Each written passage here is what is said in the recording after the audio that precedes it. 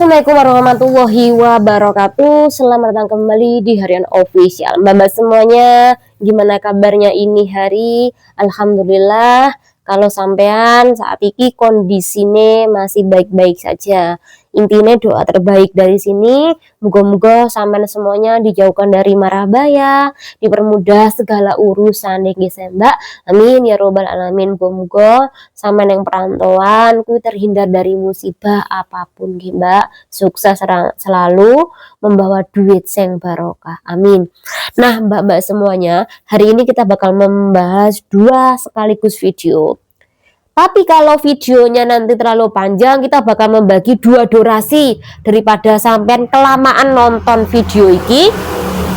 Jadi mending dibagi menjadi dua kali ya jika terlalu panjang. Oke, sebelum kita membahas kasus, ada sebuah informasi tentang masalah cuaca untuk hari ini dan besok.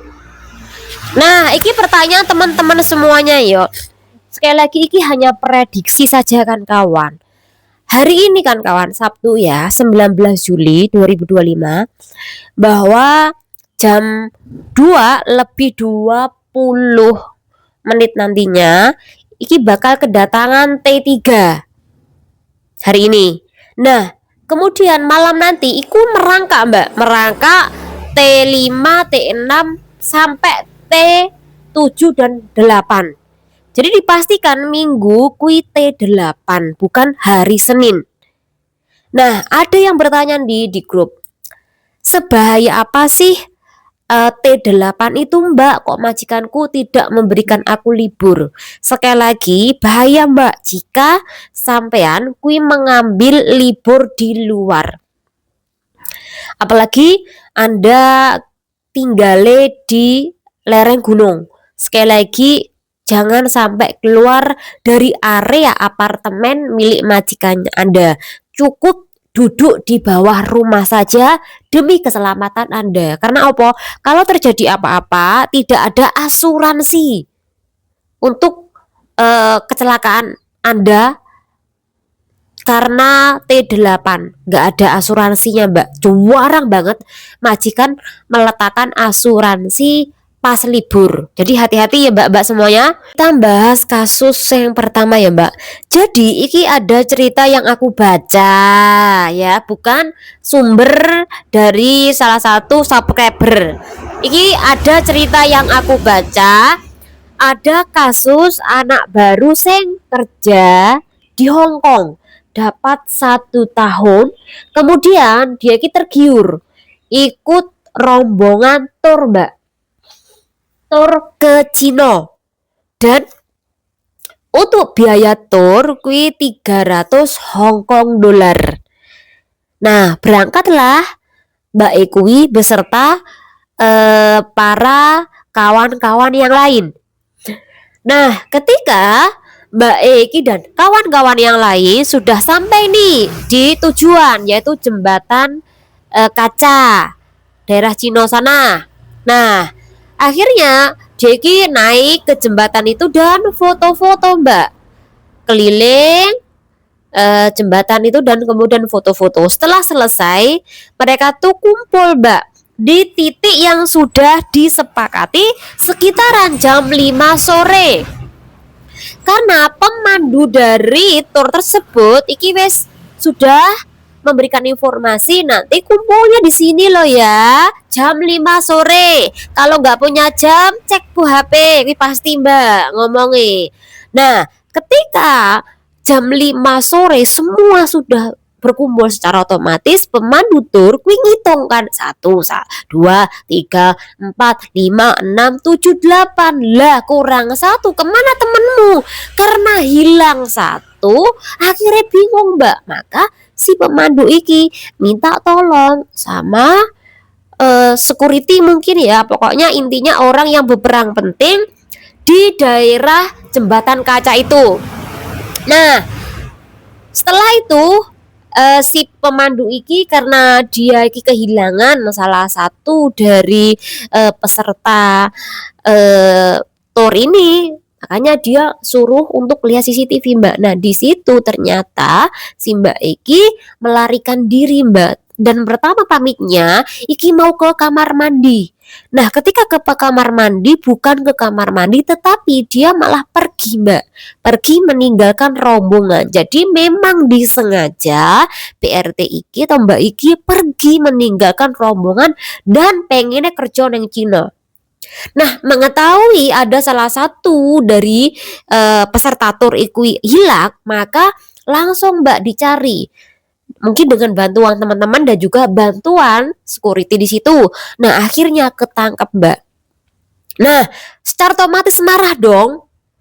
Karena iki menjadi tanggung jawab dari pemandu tur. Ternyata aku melarikan diri. Akhirnya apa? Dia disuruh untuk beli tiket sendiri pulang ke Hong Kong. Nah, di kasus ini bagaimana sih undang-undangnya? Jadi gini, kalau kawan-kawan kui ke Cina tidak melalui resmi, berarti ilegal ya, karena kalau Anda datang ke Cina kui harus memiliki kontrak kerja dan juga harus memiliki visa 3. Jadi tidak jauh beda sama Hong Kong. Sekali lagi, orang Hong Kong lokal pun kalau kerja ke Cina kui harus mendapatkan izin, Mbak, untuk kerja di sana. Kalau dia tidak mendapatkan izin dari perwakilan Tiongkok yang berada di Hong Kong, maka dia tidak bisa, Mbak. Nah, sedangkan PRT ini secara otomatis tidak memiliki surat izin dari perwakilan Tiongkok di Hong Kong. Jadi ngisi kayak semacam formulir. Kalau atas nama A iki nanti kerja di Hong Kong dengan jaminan majikan, dengan jaminan agensi, dengan jaminan sebuah perusahaan. Jadi ada penjamin. Kalau sudah ada penjamin, maka ngisi formulir dan di situ nanti disertai dengan bumbuan tanda tangan pemberitahuan dari perwakilan Tiongkok di Hong Kong, maka Anda boleh nih berangkat ke Cina untuk bekerja. Dan nanti kalau sudah sampai ke Cina, sampai dikasih, Mbak, kontrak kerjanya. Setelah dapat kontrak kerjanya, sampai dapat visa tinggal dengan jangka waktu yang panjang, 1 tahun, 2 tahun, 3 tahun, 4 tahun, 5 tahun. Jadi nggak jauh beda sama di Hong Kong. Kalau sampean mu tuntun kui ngilang dari rombongan kemudian ke sana, secara otomatis sampean ki memasuki Cina secara ilegal. Kalau terjadi apa-apa sama panjenengan, sampean sendiri, keluarga sampean sendiri yang repot. Karena apa? Sampean tidak terdeteksi. Terus lepas itu, kalau terjadi apa-apa, mohon maaf kalau sampai meninggal dunia.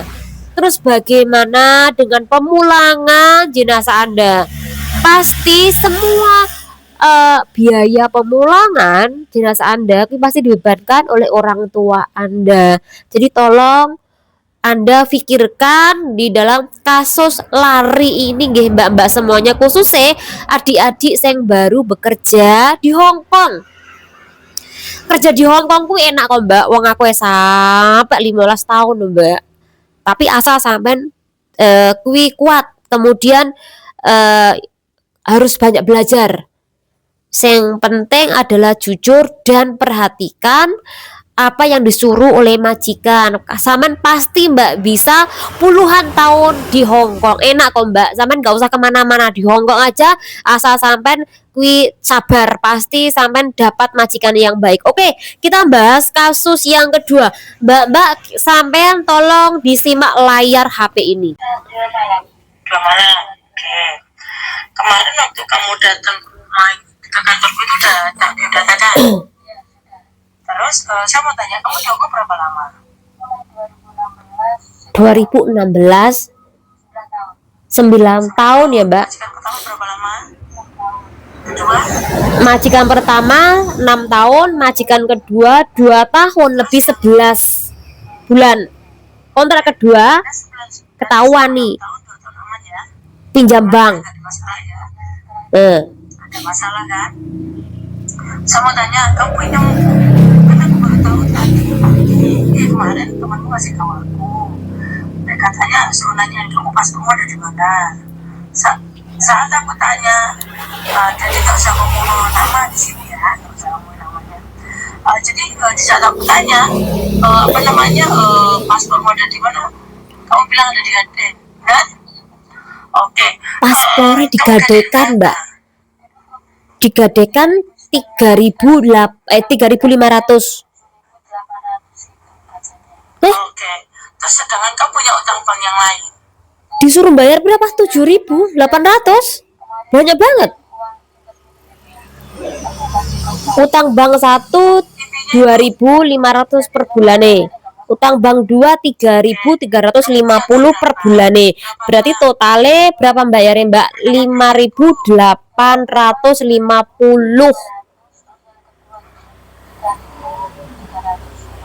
Oke, berarti kan nggak nutup kan bayar gajimu benar. Nggak nutup lah untuk bayar segitu banyaknya dia utang.